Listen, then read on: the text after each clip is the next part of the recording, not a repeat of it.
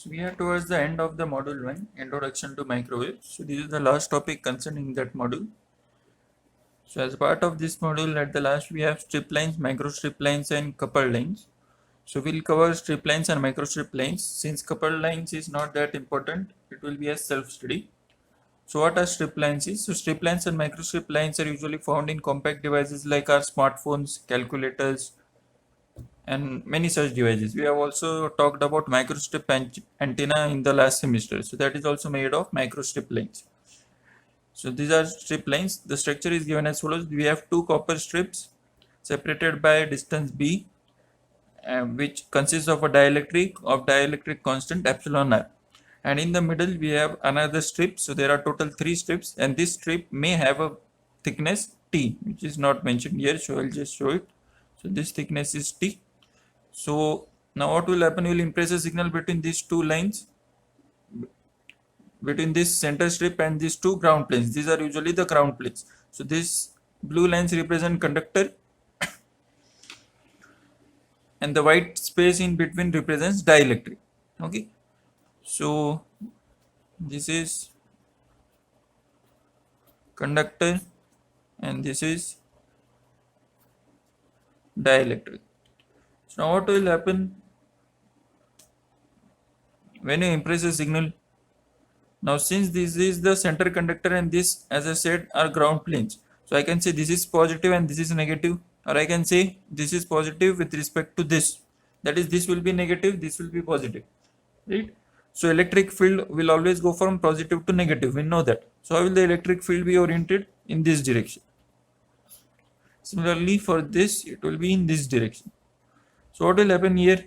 It will get curved, right? So same way over here, right?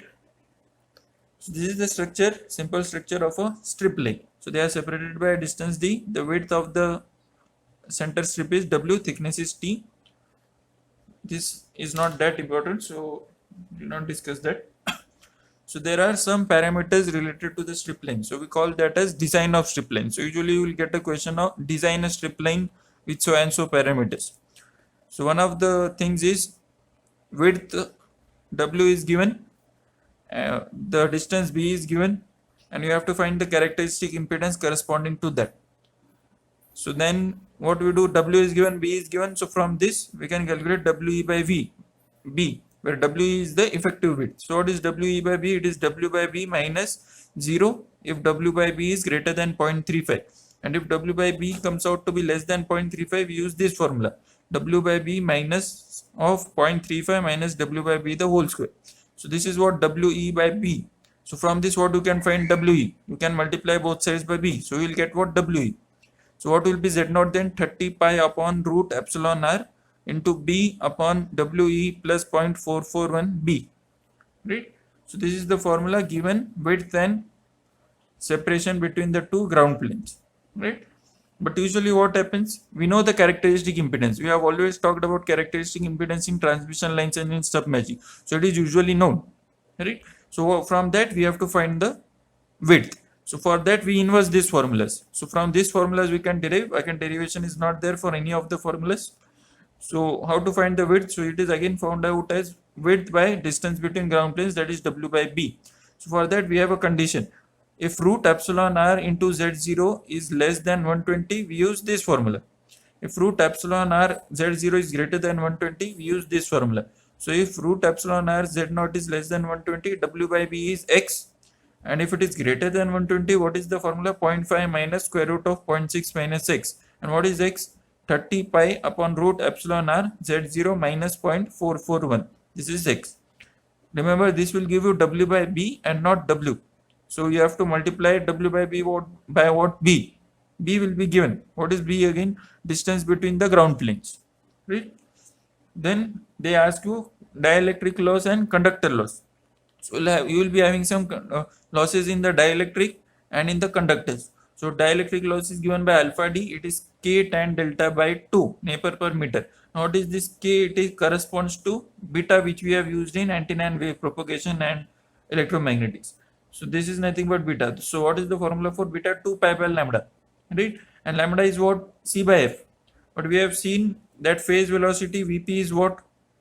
C by F root epsilon r for a dielectric. So when it is a dielectric, what we use? C by F root epsilon r. Right? Sorry. Lambda is V by F root epsilon r. Right? So it is 2 pi F root epsilon r upon C. And what is the unit? Per meter for beta. We know that. And what is the unit for alpha? Attenuation constant. So we also know it is Newton per meter. If it has to be converted to dB, what we do? We multiply by 8.686. So if I multiply this value by 8.686, I will get the answer in dB. Okay. This is for strip lines.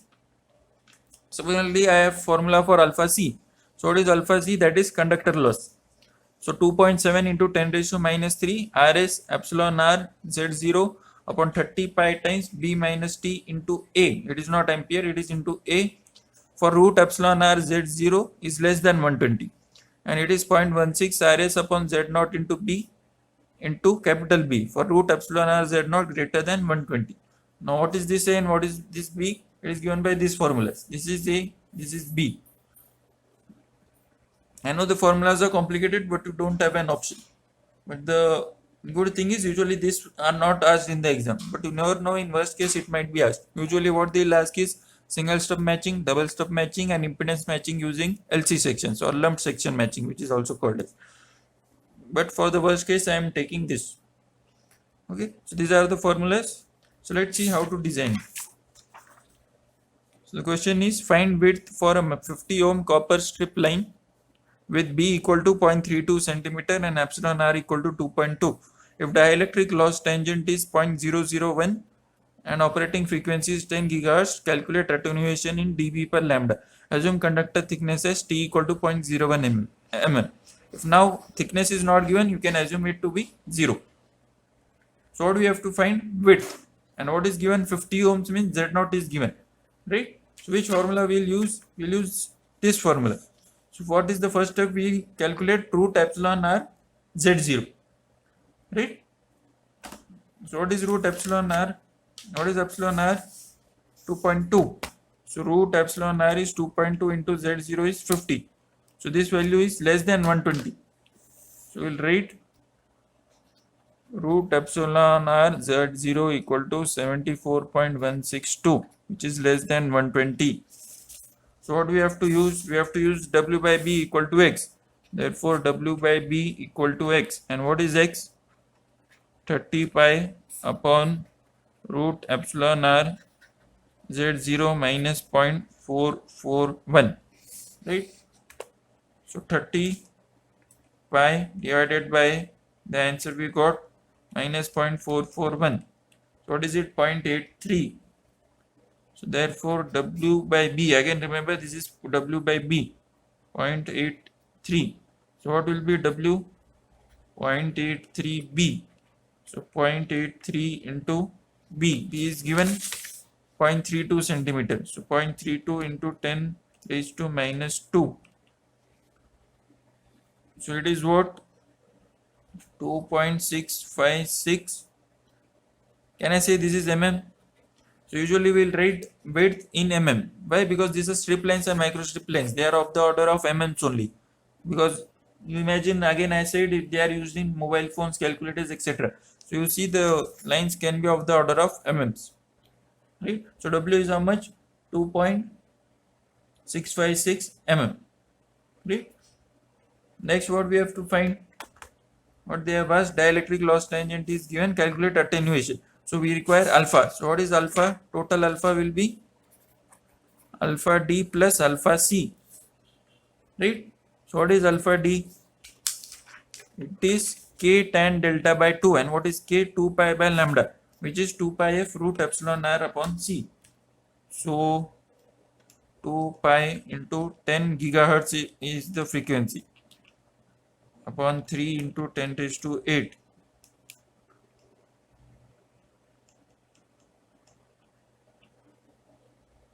Into root epsilon r, so root 2.2. So 310.65. What is this? K into loss tangent. Loss tangent is tan delta. So 0.001. So into 0.001 divided by 2. So what is this? This is alpha D. So alpha D equal to 0.155. What is the unit? Nipper per meter. Right? Then we have to find alpha C. So again for alpha C we have formulas.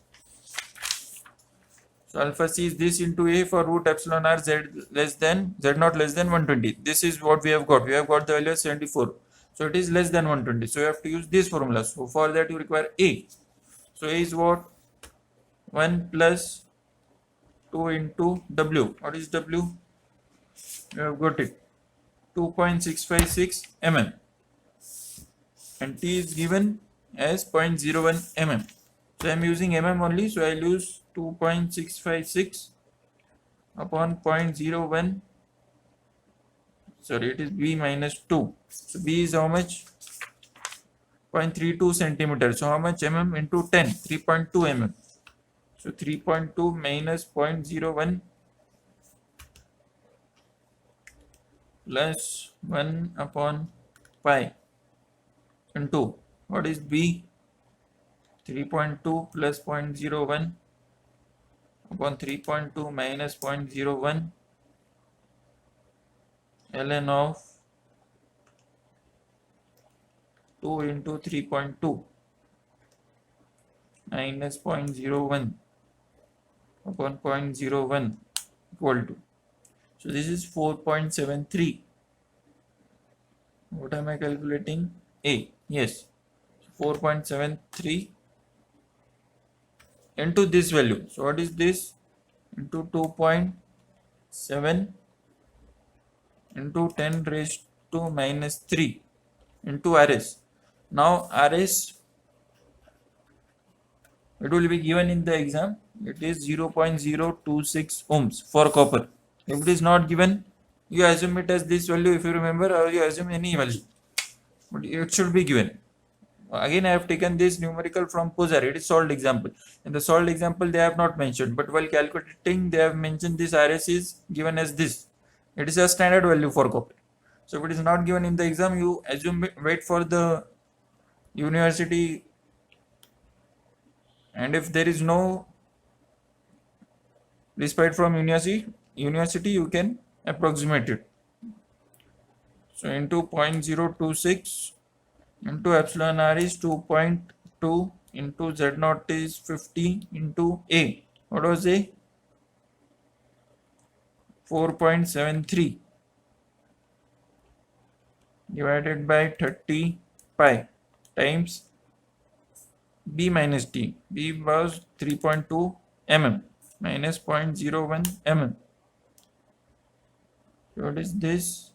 We are getting, I did some mistakes, so let's calculate again. 2.7 into 10 raised to minus 3 into RS is 0.026 into 2.2 is epsilon r into z naught is 50 into A is 4.73 upon 30 pi times B minus T. B is 3.2. So 3.2 mm minus 0.01 mm. Yeah, so it is 1.21 into 10 raised to minus 4.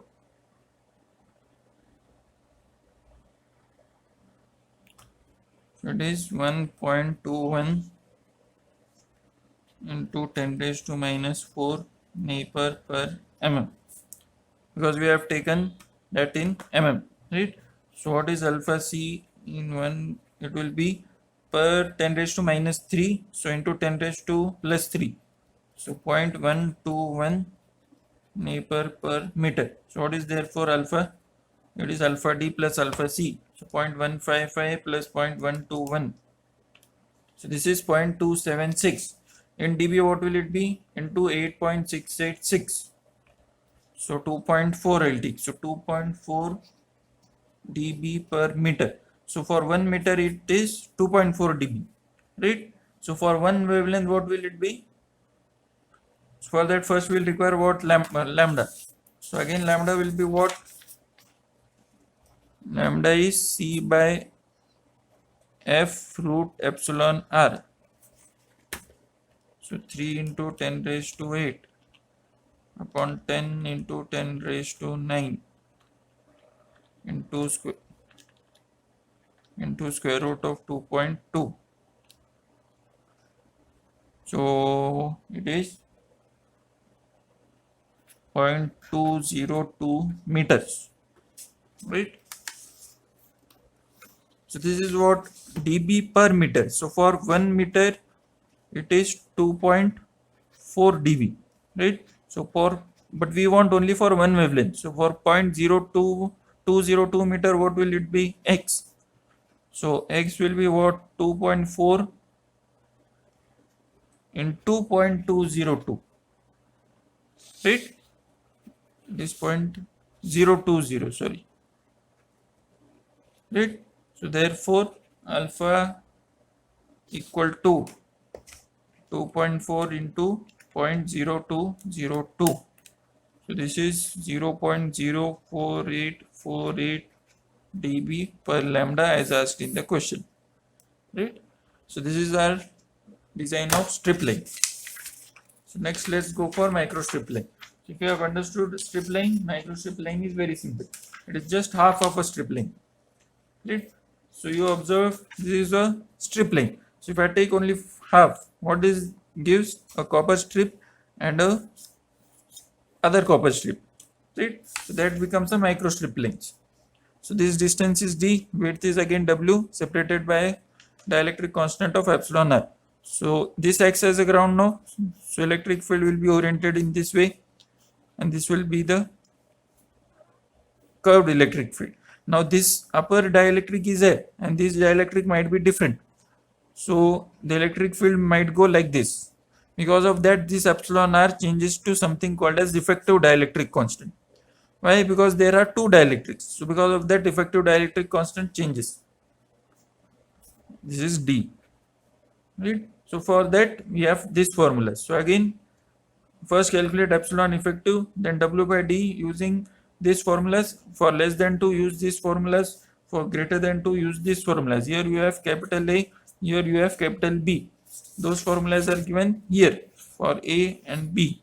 So let's see how to use them. So design a microstrip line on a 0.5 mm alumina substrate with epsilon r tan delta for a 50 ohm characteristic impedance. Now some students might get confused. 0.5 mm is what? Width or separation between the conducting strips. Width will never be given. They will always give d. So this is what d. So what we have to calculate first? First we have to check whether w by d is less than 2. Now what is the next problem? We don't know the width. That's what we have to find. So we'll assume w by d is less than 2. Why? Because we don't know the value of w. And why we have taken less than 2? Only because this is a simple formula as compared to this. Simple, right? So for that, what will we require? Capital A. So let's try and find capital A. So Z0 is again 50. So 50 by 60 root epsilon r is 9.9. So 9.9 plus 1 upon 2 plus 9.9 minus 1, 8.9 upon 10.9, 0.23 plus 0.11, 0.11 upon 9.9. This is the value for A.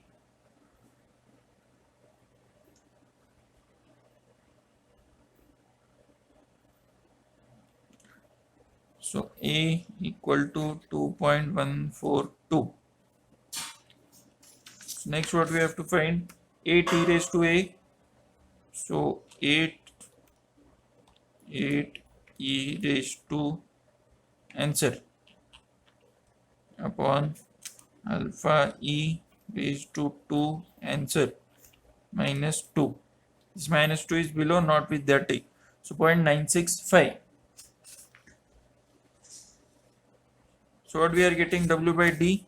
So therefore W by d equal to 0.965, which is less than 2. So our assumption is correct. So what will be W? So therefore W is 0.965 D. So therefore W equal to into 0.5. So 0.483. D is in mm, so this will also be in mm. So W is this, right? This is what you have to find. Design means find the width. Okay. Next. Okay. So we are done with strip lines and micro strip lines. So we are done with the first module. So I'll upload the assignment maybe in this week. So make sure you solve that assignment and I'll give a deadline. So make sure you adhere to that deadline. Okay. Thank you.